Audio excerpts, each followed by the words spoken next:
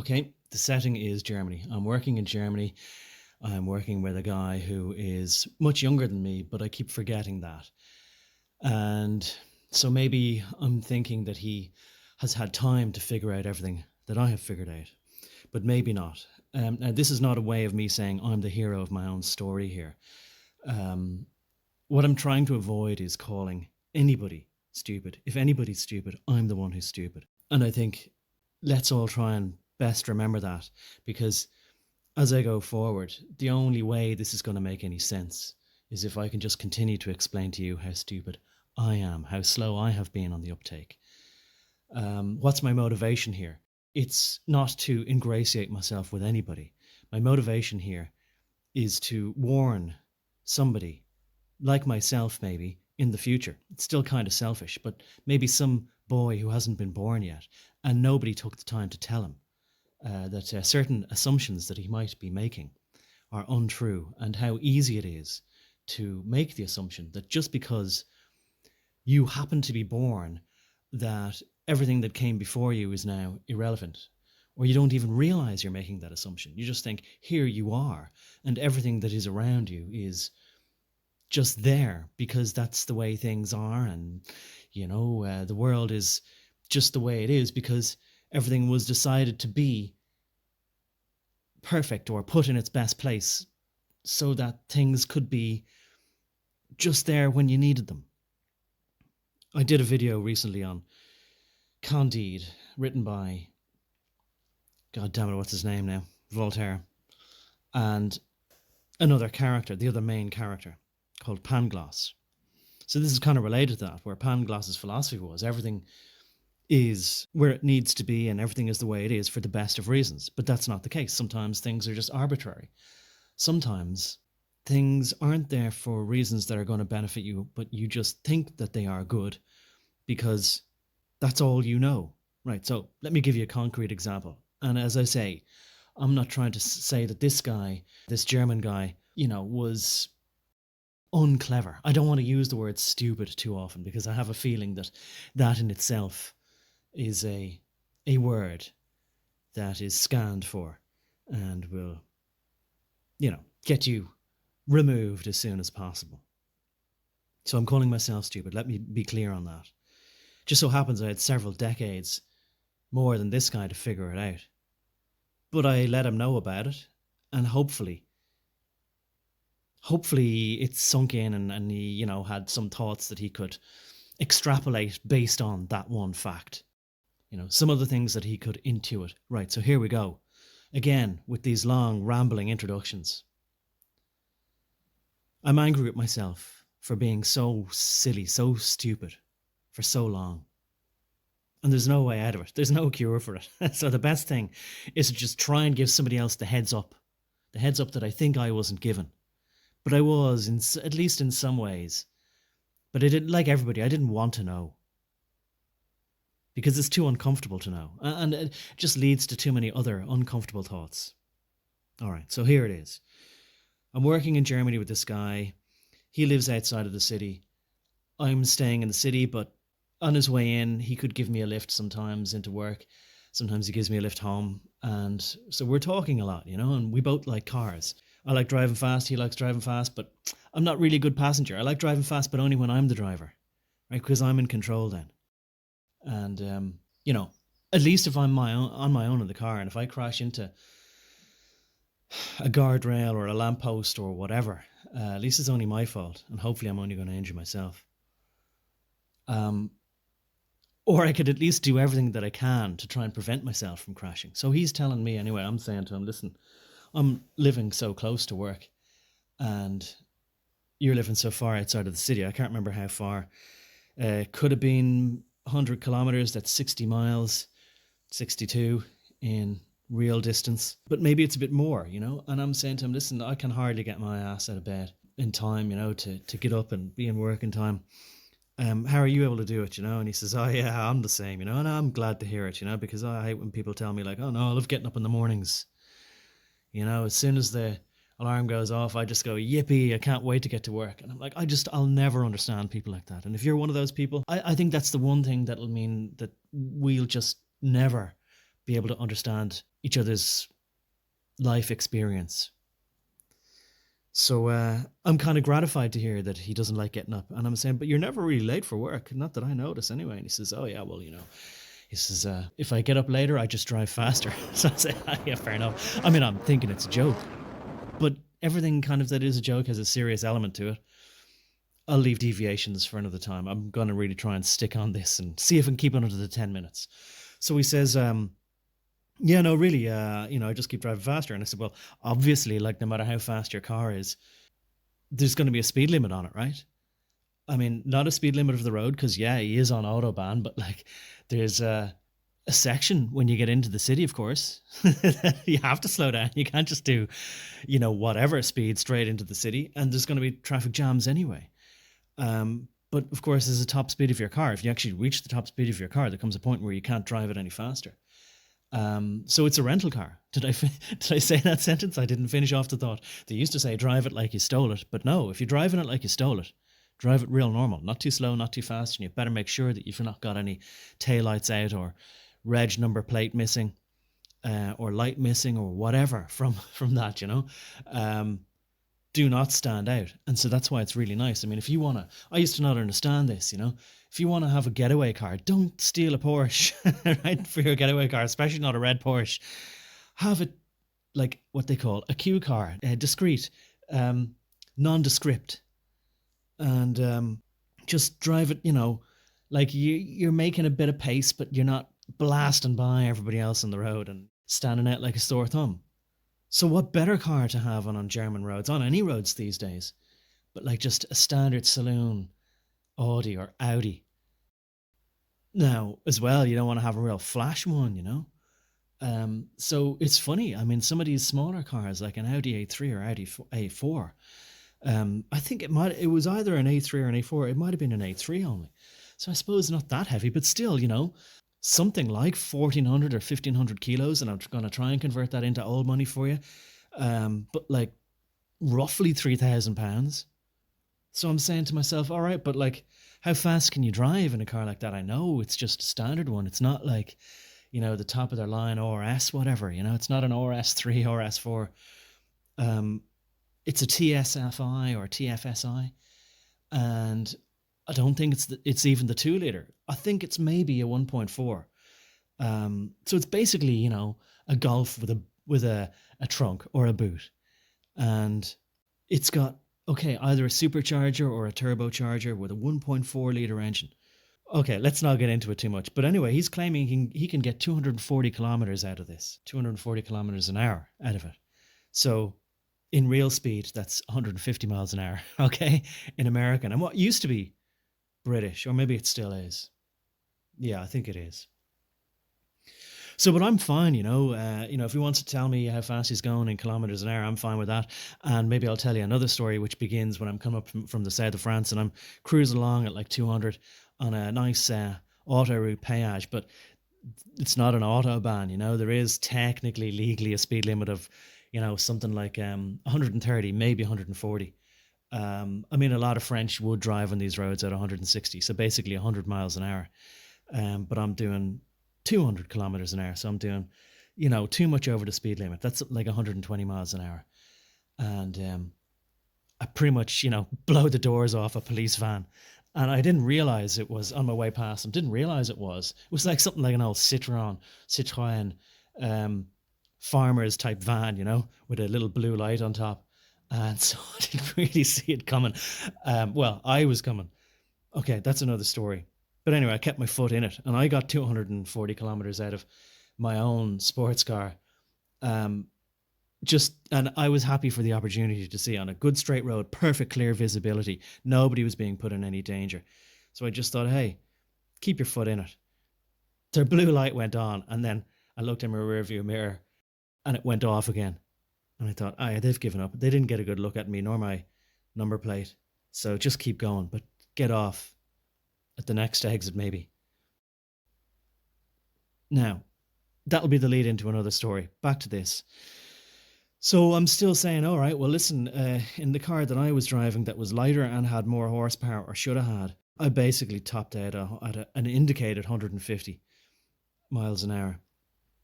And this guy is telling me in a heavier car, and I really don't think that a 1.4 liter supercharger can really give you much more than 200 horsepower. And I don't see him making 240 kilometers an hour. So, you know, as you can tell, I like cars. He did too. Now, I don't like automatics. I want to have the gearbox. There's plenty of good reasons for that. You do have better car control. You can blip the throttle, Revmatch as you downshift. You can get very good control over the tires and traction. If nothing else, you can smoothly drive around corners with that kind of shifting ability. I've driven some nice enough cars with the paddle shifts. Yeah, the DSG seems good, but there's just no way that you have the control over it. And something that robs me of my control is, yeah, I've driven in Europe plenty of times, but I'm used to driving on the left-hand side of the road, steering wheel on the right-hand side of the car, gear stick on my left hand, manual gear stick, right? You don't need a strong hand. Okay, most people are right-handed. I don't know how many people are left-handed, roughly 10%, 15% of the population, maybe something like that. So you should cater for the majority if there is, just if it's totally arbitrary. Like, do we want to have the gear stick on the left or right, steering wheel on left or right? If you have a manual car, manual gear stick, who's it going to convenience most? Well, you don't need a strong hand on the gear stick. You do need your stronger hand on the steering wheel. So right hand on the steering wheel, left hand on the gear stick. Obviously, you should return your left hand to the steering wheel when you're finished changing gears, but maybe you're changing gears all the time. You're better off just having your stronger hand on the steering wheel. As far as he was concerned, no, that's all wrong. You're supposed to drive on the right-hand side of the road. Just like any of you Americans listening, you're going to say, no, British people, they're wrong. We're correct. Well, British were probably, driving first. And what were they driving? They were driving horses. And so if you're just riding your own horse, well, then maybe you want to keep your left hand on the reins of the horse and your right hand on your gun or your rifle. So if there's a bit of recoil, maybe you want to have that in your stronger hand if you're right-handed, which you probably are, all things being equal. So that's where that came from. Maybe. It's not certain, but it's a good one to think about. But then if you're in a stagecoach and you got several horses, well, then things might be a little bit different there. Maybe you might want to have your stronger hand holding the reins for 4 horses. Okay, but at least you got to put some thought into it. It can't just be, this is what I'm used to, that's why it's correct. And that's what I'm getting to here. That's the failing. That's the logical fallacy. Just because this is something that I am used to, this is because I'm familiar with it. This is what my customs are. I don't know how I got the customs. I haven't even thought about it. But because they're my customs, they must be correct. But they aren't even your customs. And that's another way of looking at the lesson of the 5 monkeys in the cage, and you swap one out at a time. And before long, none of the monkeys in the cage know why they do anything that they do. They just know they always have, and therefore they assume it must be correct. And that's a lead-in to maybe understanding. And as it was for me, I'll let you decide what it is for you. But it's a lead-in for me to understanding how short-sighted my thinking is, how myopic it is, how, well, I'll say it again, even though I hate saying it, how stupid I am. Not because I'm afraid to admit how stupid I am, but because there's probably somebody out there going, oh, you can't call anybody stupid, even yourself. And this is the way I was for a long time. Well, I grew up in a country where we drive on the left-hand side of the road, therefore it must be correct. No, there must be a better reason than that. It has to be more than just because something is familiar to me. That I'm me and it's familiar to me, therefore I must be right. It's crazy, it's off the wall. It's basically blind. It's hands in front of your eyes, blind. La la, and fingers in the ears, la la la la la. I don't want to know anything. And speaking of which, it's not just the British. It's the Australians, New Zealanders, South Africans. Do you know what? I can't even think if it's the Indians, but the Indians probably do drive on the left. But the Japanese, right? So lots of people, even Americans, they like Japanese cars now. And they like them that they're, small and nippy and fuel economical. So the Japanese drive on the left. Do you know why they drive on the left? They didn't just look at the British and say, oh yeah, clever British man there with his cucumber sandwiches and playing croquet on the lawn. Because everybody knows that, Jeremy Clarkson will tell you, sometimes maybe British people or the British car manufacturers might have built some nice cars, but you don't really think of them as far as reliable. So it's not as if the Japanese said, who do we want to copy when we want to make our own car industry? let's look at the British and let's drive on the same side of the road they drive at. No, it was because it started with train tracks. Their trains went on the left-hand side. So they said, listen, if we're making cars, maybe let's just make them drive on the left-hand side as well. But why do their trains go on the left-hand side of the track, not the right-hand side of the track? Well, again, it's because of the British. Why? Because the British trains went on the left. And then what, did the Japanese just copy them? No, in something like 1870. I don't know, you can look it up, but it's years since I looked at it. It's not important, though, what the year was. They put a tender out for a contract, just like now. And so in a way, it was kind of arbitrary. And I can't remember now, there would have been the French, the British, and maybe the Germans. But who knows? Maybe they said to the Americans, here, listen, if you want to, you've built some railroads, I hear, right? In your move west at the very least. And by the way, railroads and going around Santa Fe, that's something else that I should come back to. Please remind me, anybody. But maybe they didn't want to offer it to the Americans. And a good reason for that would be, and here's another thing that I just must tell you, I know it's going to sound like Hayes unable to stick to one topic, but in 1850, roughly, and I have a feeling the ship was probably called Monroe, but I don't know, you can look it up. I didn't know the term gunboat diplomacy. If you didn't know it, it's a euphemism for basically putting your weapon on the table and extending the hand of friendship across to your possible enemy, but possible friend, and say, I'd like us to be really good friends. I'd hate for us not to be really good friends. I think we can get along. Wouldn't it be great if we could get along? So when you sail up in a real magnificent warship and you just sort of put down the anchor and you come ashore and you say to the people in this port town, and you say, hi, I'm here, I come in peace, and I'd like to be friends with you. I'm an ambassador for my country.